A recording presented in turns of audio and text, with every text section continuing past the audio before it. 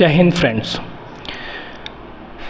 इससे पहले वाले वीडियो में हमने बहुपद के चैप्टर के बारे में हमने चर्चा की है कि बहुपद क्या होता है। अगर आप लोगों ने वो बहुपद वाला वीडियो नहीं देखा है तो पहले आपको डिस्क्रिप्शन में लिंक मिल जाएगा, वहाँ जाइए और पहले वो क्लियर कीजिए कि बहुपद वाला चैप्टर क्या था, उसके अंदर कॉन्सेप्ट कौन कौन से थे। हमने बहुपद के बारे में चर्चा की और उसी की जो चैप्टर प्रश्नावली है, एक्सरसाइज है 2.1, उसको हम डिटेल से समझते हैं। हमने px पॉलिनोमियल को नाम दिया था कि बहुपद जो है px बहुपद होता है। यहाँ पे हम px जो है y से डिनोट करेंगे। px बराबर जो होता है y, यानी कि x के किसी मान के लिए जो वैल्यू हमें मिल रही है उसको हम एक पॉलिनोमियल बोलते हैं, y बोलेंगे। यहाँ पे y मैं इसीलिए नाम दे रहा हूँ क्योंकि हम पहले एक चीज़ समझते हैं ग्राफिकल में रिप्रेजेंटेशन से किस तरीके से बहुपद को समझा जाता है वो हम समझते हैं। यहाँ पे आपके प्रश्नावली के ही प्रश्न मैंने यहाँ पे सॉल्व करने हैं। मैंने सिर्फ ग्राफ बनाए हैं। प्रश्नावली के अंदर जो प्रश्न दे रखे हैं उसको समझते हैं कि यहाँ पे px बराबर y के लिए x का क्या मतलब है। यहाँ पे मतलब क्या है कि अगर px बराबर y दे रखा है तो x का क्या मतलब है। तो पहली रेखा दे रखी है जो एक ग्राफ है और उस ग्राफ में एक रेखा इस तरीके से दे रखी है। इसका क्या मतलब है देखिए, मैं आपको एक चीज़ बता देता हूँ। y पॉलिनोमियल यानी कि y पॉलिनोमियल के लिए x उसके लिए वह मान है, मतलब कि जहाँ पर ये रेखा x अक्ष को काटती हैं वो उस पॉलिनोमियल का एक शून्यंक हो जाएगा या उस पॉलिनोमियल का एक मान या वैल्यू कह सकते हैं, x का वो मान कह सकते हैं।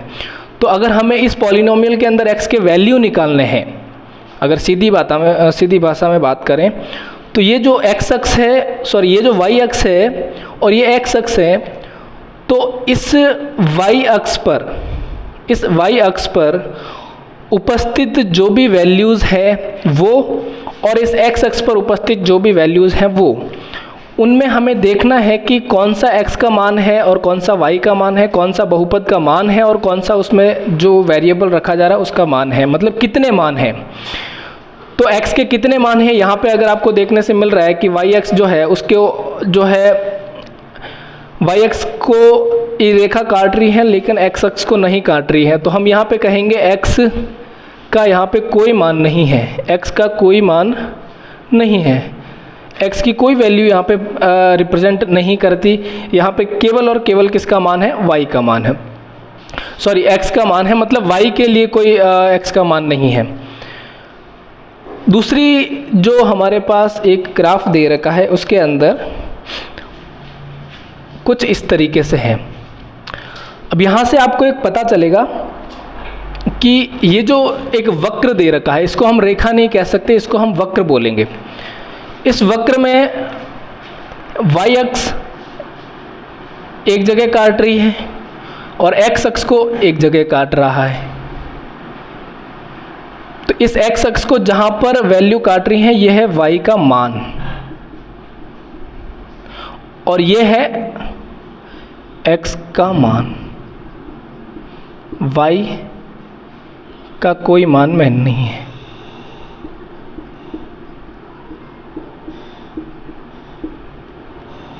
ठीक इसी प्रकार से अगला प्रश्न है जिसके अंदर वक्र दे रखा है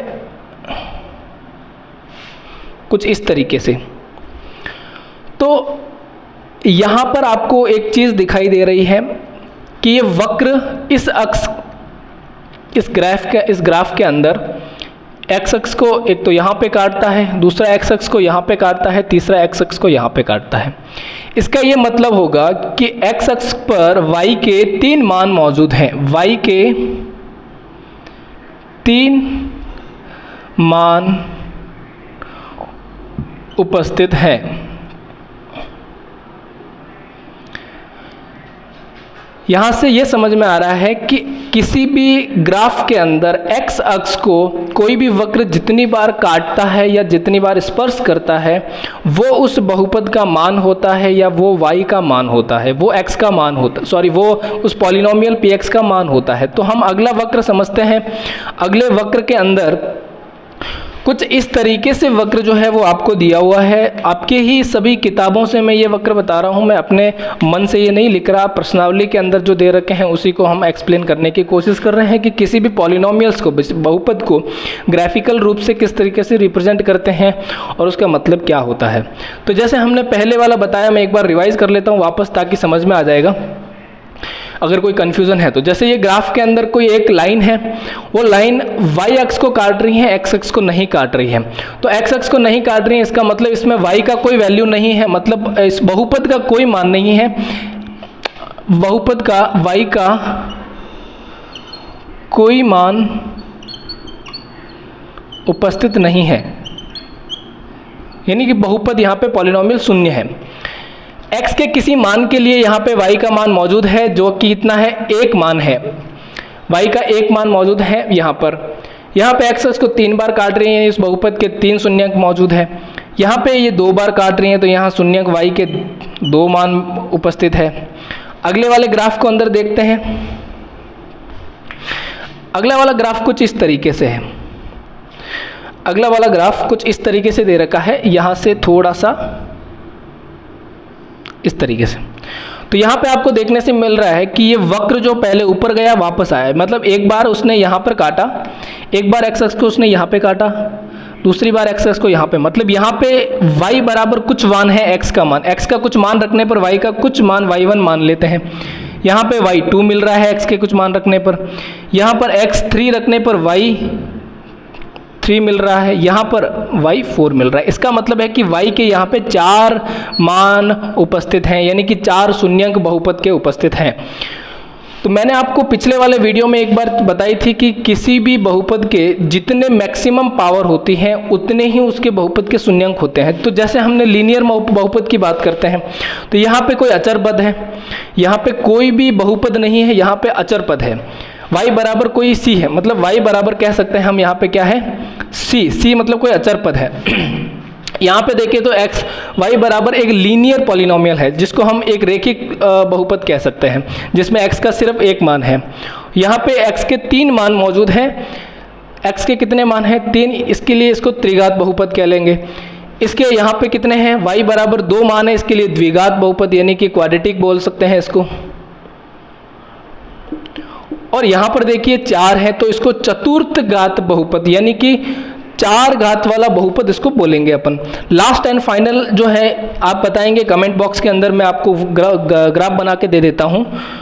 इस तरीके से ग्राफ दे रखा है दोस्तों, वो उसका आंसर आपको कमेंट बॉक्स में देना है। अगर आपको ये 4 समझ में आ गए हैं तो इसका कमेंट बॉक्स के अंदर आंसर दीजिए, और कोई भी डाउट आता है तो आप पूछ सकते हैं।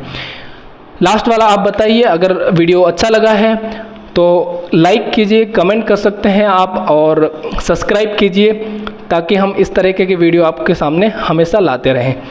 जय हिंद, जय भारत।